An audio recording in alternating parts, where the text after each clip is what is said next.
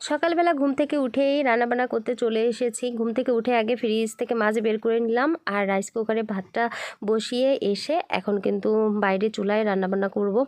যা হোক, তো প্রথমেই হচ্ছে মাছটাকে লবণ হলুদ মাখিয়ে নিলাম আর এদিকে কিন্তু আমি কুশি কেটে নিয়েছি, কারণ আজকে করব কুশির তরকারি আর তার সাথে কিন্তু আলুও দেব।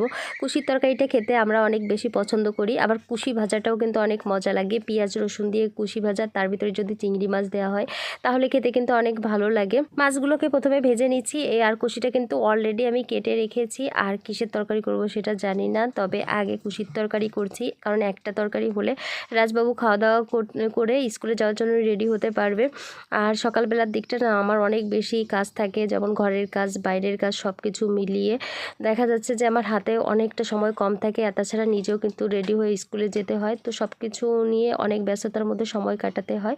তবে কিছু কিছু মানুষ ইদানিং অনেক বাজে বাজে কমেন্ট করছে, তাদেরকে বলতে চাচ্ছি আমাকে বাজে কমেন্ট করে থামানো যাবে না।